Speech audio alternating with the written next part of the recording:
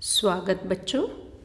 नई पीढ़ी के चंचल और जिज्ञासु बच्चों को आज मैं बहुत सारे टिप्स और ट्रिक्स के साथ कारक पढ़ाऊंगी। आशा करती हूँ आपका रस और आनंद बढ़ता ही जाएगा। एक नई और अनंत संभावनाओं वाली शुरुआत। मुझे आशा ही नहीं, पूर्ण विश्वास है कि आप उत्साह से इसका स्वागत करेंगे। कारक, इंग्लिश में इसे केस कहते हैं। कारक का शाब्दिक अर्थ है क्रिया को करने वाला। संज्ञा सर्वनाम के जिस रूप से उसका संबंध क्रिया के साथ जाना जाता है, कारक कहलाता है। कारक 8 प्रकार के होते हैं। तो पहला है कर्ता कारक। बच्चों, मैं साथ साथ इसके विभक्ति चिन्ह भी बताती जाऊंगी और इसकी पहचान भी। कर्ता, इसका विभक्ति चिन्ह या परसर्ग है ने। कर्ता ने यानी कि किसने, कौन, इसकी पहचान है। कर्म कारक, इसका परसर्ग है को। किसे, क्या, इसकी पहचान है। करण, से, के द्वारा। इंग्लिश में यहाँ पर हम विद यानी कि कोई टूल का इस्तेमाल करके इसको पहचान सकते हैं। इसकी पहचान है किससे, किसके द्वारा। संप्रदान कारक, इसका परसर्ग या विभक्ति चिन्ह को के लिए है और इसकी पहचान है किसके लिए, किसको। अपादान, ये 5वां कारक है और इसका विभक्ति चिन्ह से है और ये अलग होना के पर्याय में इस्तेमाल होता है, यानी कि कहाँ से इसकी पहचान है। संबंध का, के, की, रा, रे, री, ना, ने, नी, यानी कि इसकी पहचान है किसका, किसके, किसकी, तुम्हारा, तुम्हारे, तुम्हारी, अपना, अपने, अपनी। अधिकरण, इसके परसर्ग हैं में, पर और इसकी पहचान है किसमें, कहाँ पर, किस पर। संबोधन हे, अरे और ओ, ये इसके परसर्ग हैं, विभक्ति चिन्ह हैं और इसकी पहचान है किसको, यानी कि किसको हम पुकार रहे हैं। इसको एक ही पंक्ति में हम इस प्रकार देखेंगे। हे मित्र, राम ने रावण को बाण से सीता के लिए लक्ष्मण और वानर सेना के साथ अयोध्या से बाहर लंका में मारा। यहाँ हे, ने, को, से के लिए के, से, में वे चिन्ह हैं जो दो संज्ञाओं को आपस में जोड़ रहे हैं। इन चिन्हों से वाक्य के अर्थ को समझना आसान हो जाता है। यह चिन्ह कारक, विभक्तियाँ या परसर्ग कहलाते हैं। परसर्ग का अर्थ है पर अर्थात पीछे और सर्ग अर्थात जुड़ना। कर्ता कारक, कर्ता यानी कि काम को करने वाला। वाक्य में क्रिया काम को करने वाला कर्ता कारक कहलाता है। वाक्य में कर्ता संज्ञा पद या सर्वनाम पद होता है। कर्ता कारक की विभक्ति ने है। अब इसके उदाहरण देख लेते हैं। राधिका ने खाना खाया, रोहित चित्र बनाता है। ऊपर वाक्य में राधिका खाना खाने का तथा रोहित चित्र बनाने का काम कर रहे हैं। पहले वाक्य में परसर्ग विभक्ति चिन्ह ने का प्रयोग हुआ है, जबकि दूसरे वाक्य में परसर्ग ने का प्रयोग नहीं हुआ है। रोहित वाले वाक्य में नहीं हुआ है। विशेष जब क्रिया सकर्मक हो तथा भूतकाल में हो तभी परसर्ग ने का प्रयोग होता है। अन्य उदाहरण देख लेते हैं। राम ने पत्र पढ़ा। अब इसकी पहचान देखकर हम इसका उत्तर जान लेते हैं। किसने पत्र पढ़ा? राम ने, भूतकाल। सुशीला गांव जाएगी। कौन गांव जाएगी? सुशीला, भविष्यकाल, यानी कि सुशीला गांव अभी जाएगी, गई नहीं है। मोहिनी गाना गा रही है। कौन गाना गा रही है? मोहिनी, वर्तमान काल, जो काम चल रहा है। भूतकाल में क्रिया होने से ने का प्रयोग होता है। वर्तमान काल तथा भविष्यत काल में क्रिया होने से ने का प्रयोग नहीं होता। यह आपको बात बिल्कुल स्पष्ट हो गई होगी। जिस काम को कर्ता करे वह कर्म कारक कहलाता है। इसका चिन्ह को है। राजेश खाना खा रहा है। अब इसका फिर हम पहचान लेंगे।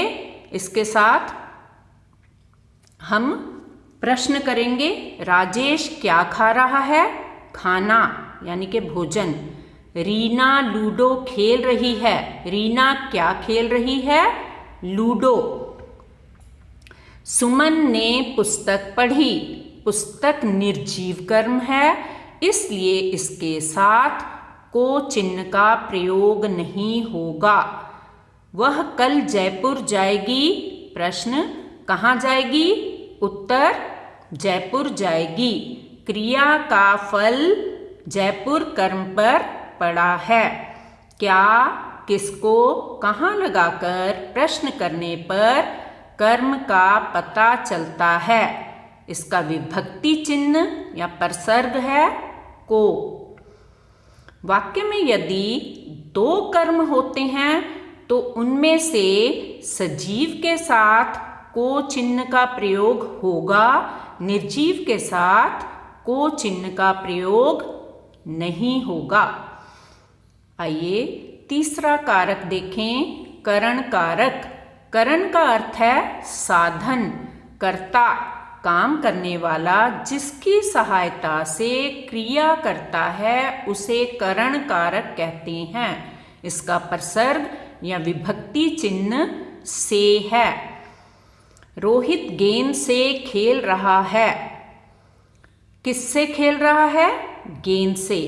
अदब कार से घर पहुंचा। किससे घर पहुंचा? कार से। रूपम ने चटनी से रोटी खाई।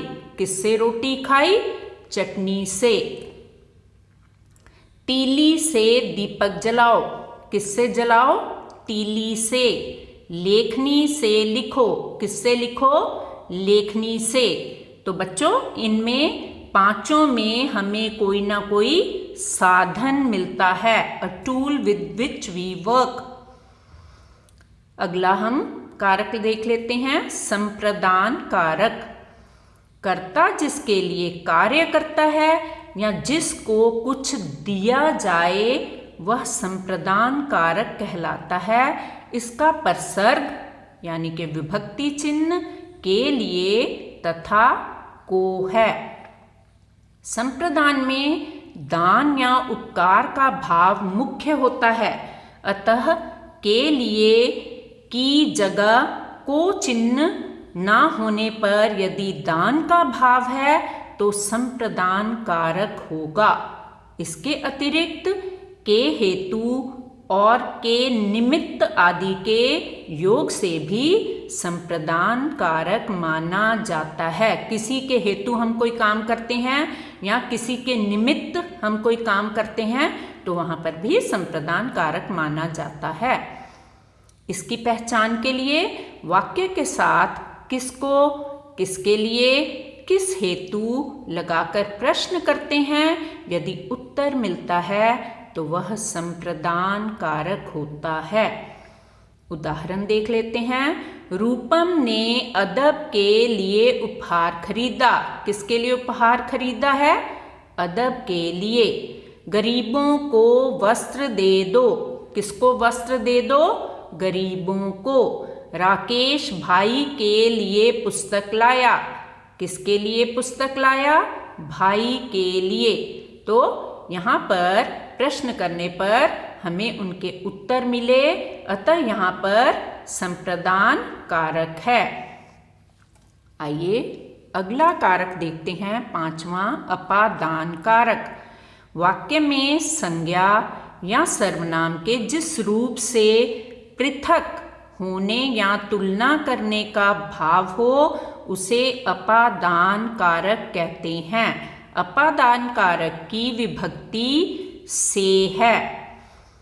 नल से पानी टपक रहा है।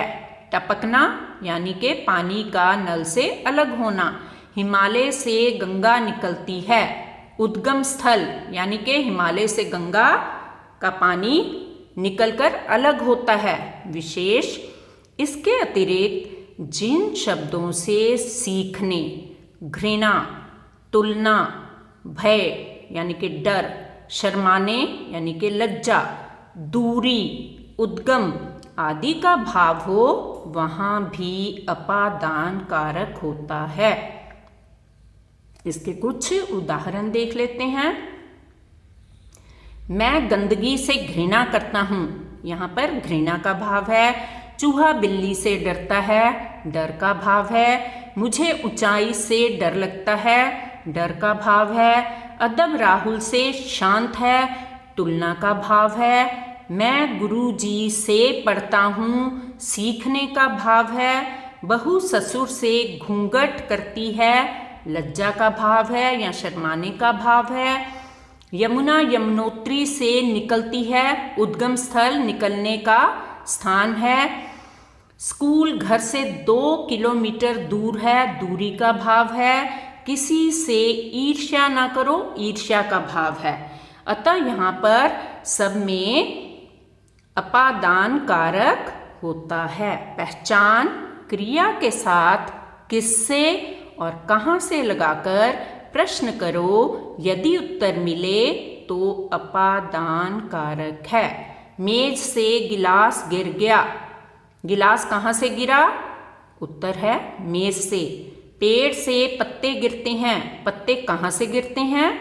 पेड़ से। आइए अब तुलनात्मक हम करण कारक और अपादान कारक के तुलनात्मक अध्ययन करके इनका अंतर जाने, डिफरेंसेस। करण कारक केवल साधन, माध्यम, टूल के लिए आता है। यहाँ पर इंग्लिश का विद शब्द लगाकर भी प्रश्न करने पर अगर उत्तर आता है तो वहाँ पर करण कारक होगा।